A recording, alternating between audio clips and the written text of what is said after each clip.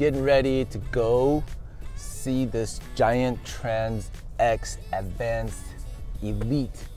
And this is a pretty cool bike because it is a super light and it has a full-on, full power 85 Newton meters of torque. I've never ridden a super light with a full power motor, so I'm really excited. However, this bike is a smaller travel. It's a trail bike, 140 millimeters of travel in the rear, 150 millimeters of travel, and this is just stock configuration.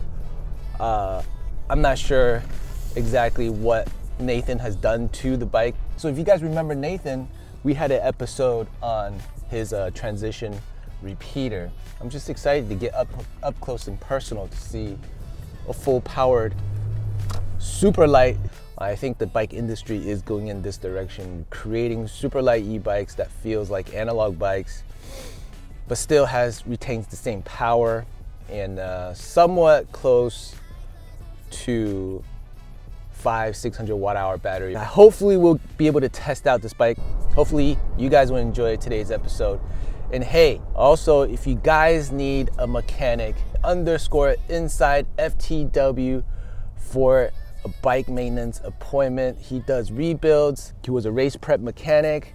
Anything you need to work on in your bike, give CJ a message on Instagram. You won't regret it. Best mechanic I know, fixes all my stuff. If you make an appointment with him, $50 off. If you mention my name, send it Frankie. In order for this bike to feel good, dude, you got to upgrade the suspension. Like, you have to. You look like you're enjoying the air more than. Hey, man. You know me, man. I ride no matter what. Like, I could get on a bike, get used to it, and still shred the shit out of it. Yeah. So, yeah. But with this one, it's definitely more. I feel like it's quicker. I'll tell you this: that Yamaha motor is night and day good. Yeah. It's really good. Good. It's okay. 45.8 pounds, and that's without the extender. Yeah, when I ride without the extender, dude, this thing is, dude, it's a rocket, bro. And I'm not gonna lie, man, so many people made fun of me when I got this Giant because they're like, what? You got a Giant instead of like a Santa Cruz or a... Dude, and I'm like, bro, Giant came a long way, bro. They got a good bike. It's just they're so under the radar. Like, no one talks about them. Oh, so I did notice this.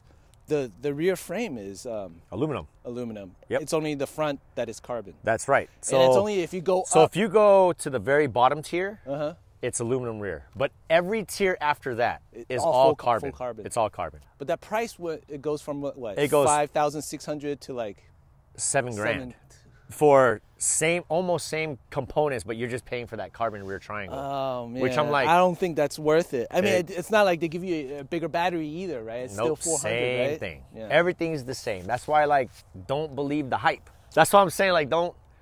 If you want full carbon, it's cool, but I think to the average rider, how many people can actually feel the difference? Significant. You could definitely feel the difference, but significant ride. Like you're talking about an average rider? Yeah. They're not going to feel that rear triangle flex.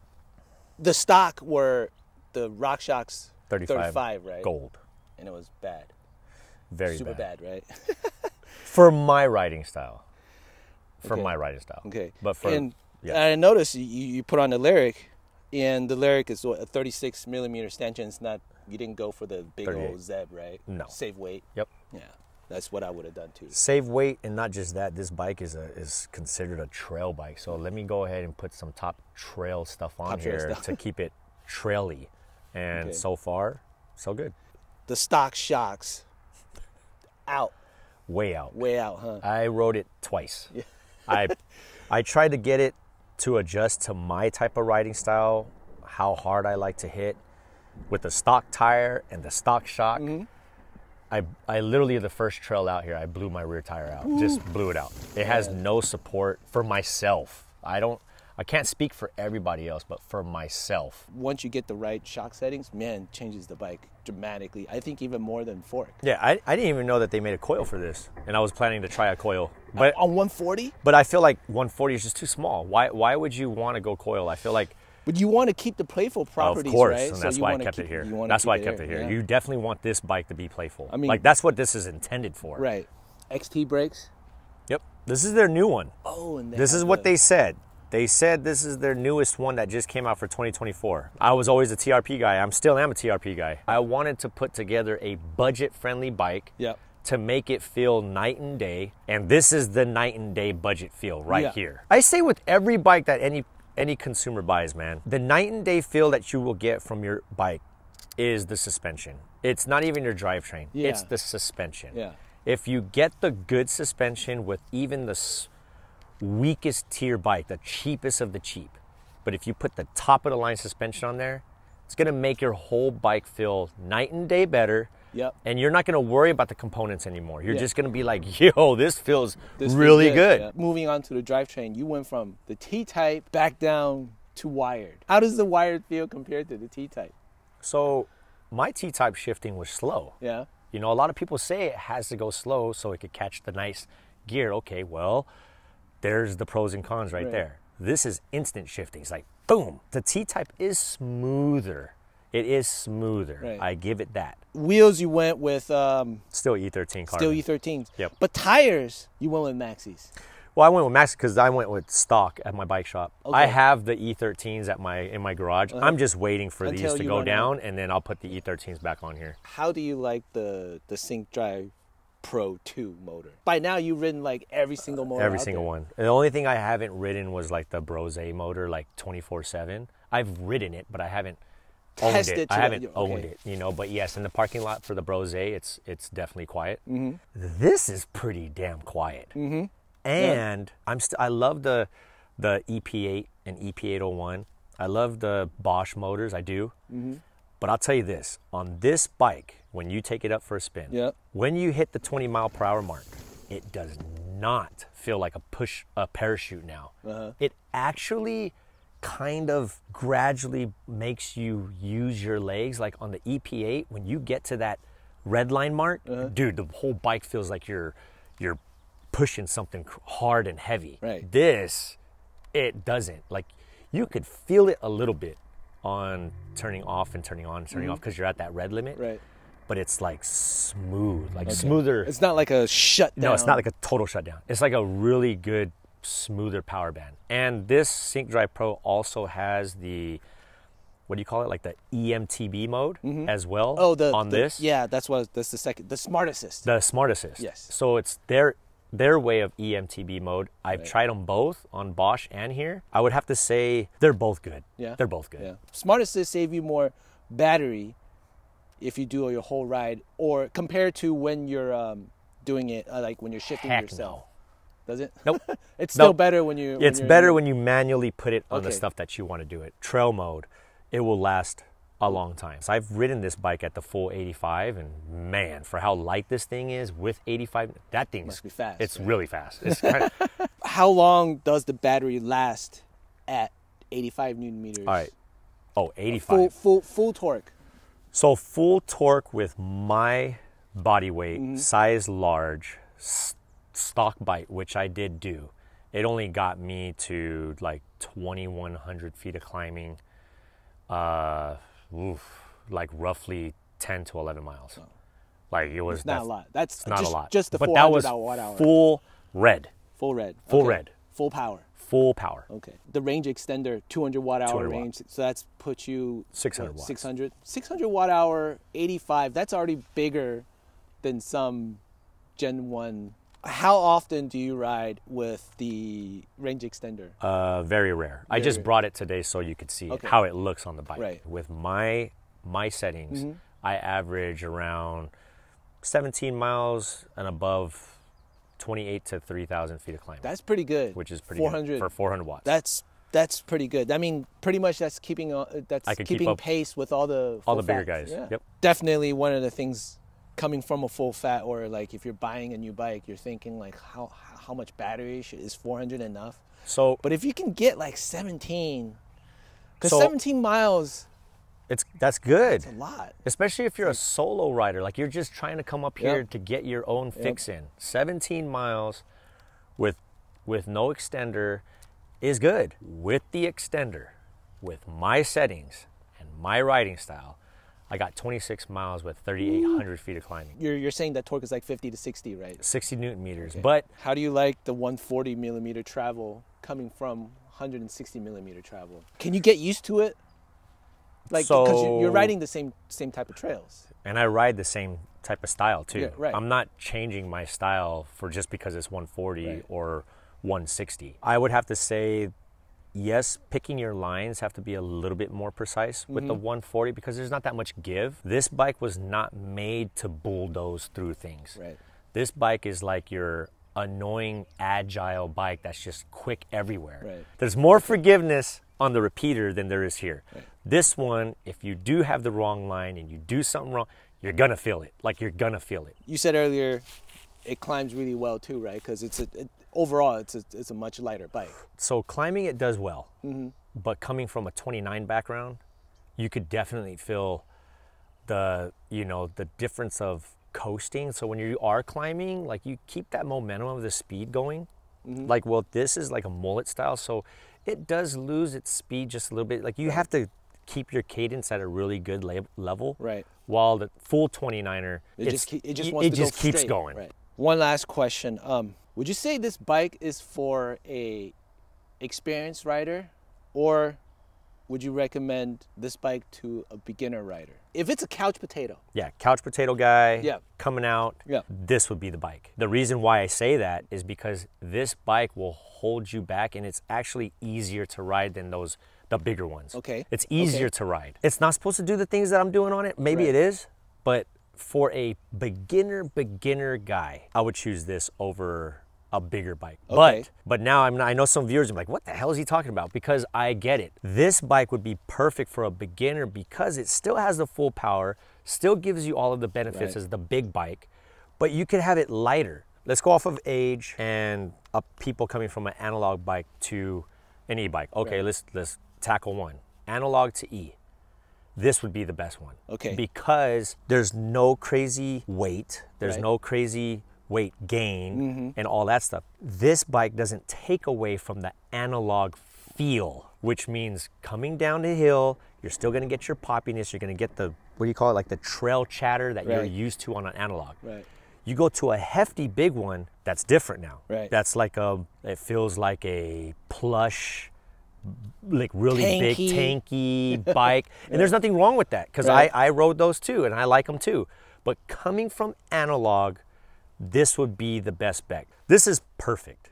I feel like it's perfect for your single ride, every once in a while, group ride. But even if I'm in the group ride, I'd still keep up with you. That's where I would use this on the big rides. That's key. That's key. That's key. But like on my single rides, 400-watt battery, 17 miles on a solo ride, that's plenty. Yeah, that is so much.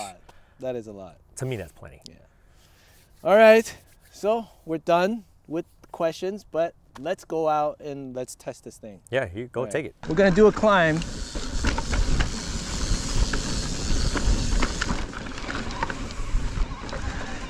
The reach is a little bit long.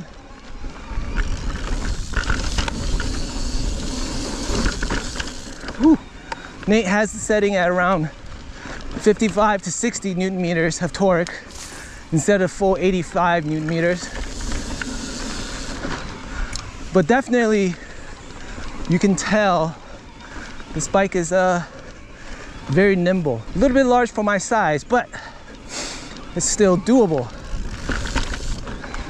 You do have to work a little bit. I mean, I think I can definitely get used to this. So I have to say, it does feel good to have such a lightweight bike. Since the reach is a little longer, I think sizing is not like the Turbo Levo where you can go like 2 or 3 sizes up. But there's one thing that I feel on corners and these punchy umps with the shorter chainstay, feels like my bike, my front end's picking up way easier to pedal, but going through these switchbacks, you can definitely feel the wheel kind of.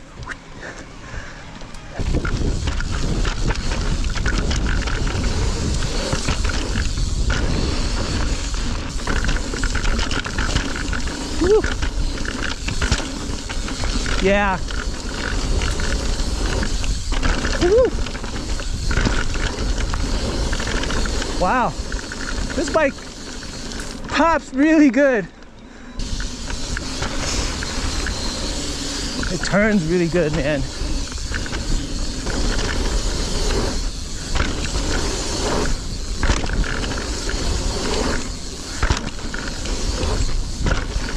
Woo. Woo.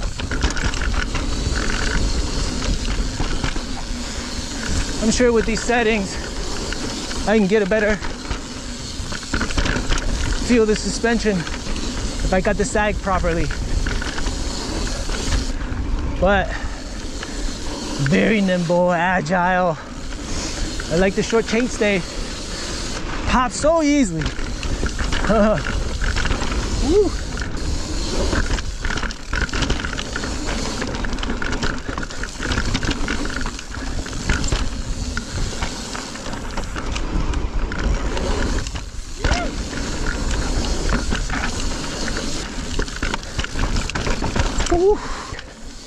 Fairly well, but you gotta choose.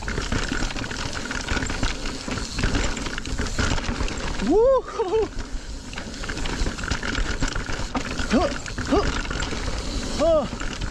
Choose wisely.